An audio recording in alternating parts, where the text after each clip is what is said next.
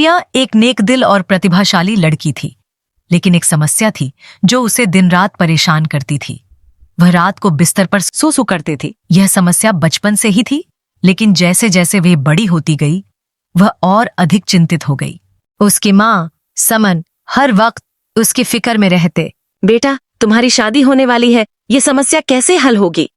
प्रिया खुद अपनी शादी को लेकर चिंतित थी। वह सोच रही थी कि अगर रोहन को इसके बारे में पता चला तो क्या वह इसे स्वीकार करेगा, क्या वह उसे छोड़ देगा? प्रिया ने कई तरीके अपनाए, रात में कम पानी पीना, अलार्म बजाकर उठना, यहाँ तक कि घरेलू उपाय भी, लेकिन कोई फायदा नहीं हुआ। जब भी वह अधिक दबाव महसूस करती तो समस्या और भी बदतर हो जाती।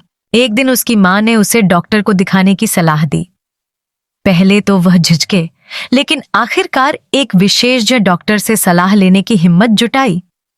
डॉक्टर ने बताया कि यह कोई लाइलाज समस्या नहीं है, बल्कि एक ऐसी स्थिति है जो मानसिक तनाव और शारीरिक कमजोरी के कारण हो सकती है।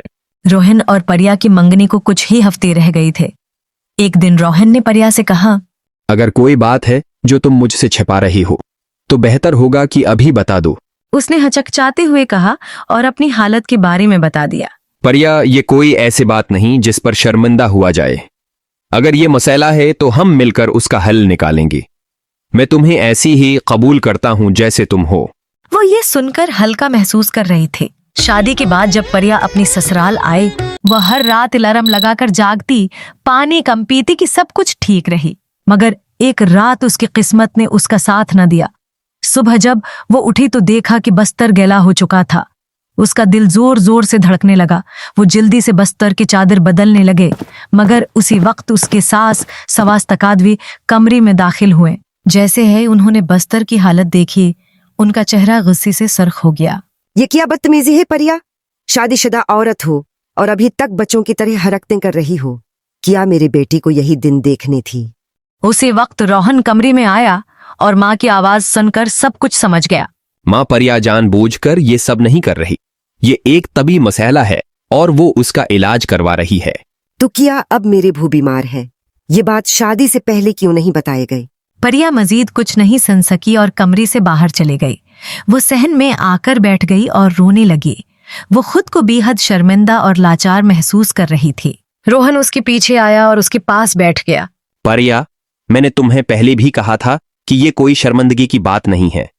मैं हमेशा तुम्हारे साथ हूं, और जहां तक मां की बात है, उन्हें वक्त लगेगा समझने में, मगर मैं उन्हें समझाऊंगा। तुम परेशान मत हो। अगले दिन रोहन ने अपनी माँ से दोबारा बात की और उन्हें समझाने की कोशिश की कि ये कोई कसूर की बात नहीं, बल्कि एक बीमारी है जो ठीक हो सकती है। सवास तकादवी को ये सब हजम करने में वक्त लगा, मगर आहिस्ता आहिस्ता उन्होंने भी परिया के साथ सख्त रोया छोड़ दिया। चंद महीने बाद इलाज और रोहन के हौसले की बदौलत परिया का मसला काफी हद तक हल हो गया। वो अब ज्यादा परातमाद हो गई थी और अपनी जिंदगी खुशी से गुजारने लगी। ये कहानी हमें सिखाती है कि शादी के बाद मुश्किलात आ सकती हैं, मगर अगर शौहर बीवी का साथ दे तो हर मसला हल हो सकता है। दूसरों की बातों से ज्यादा अहम अपनों की सपोर्ट होती है।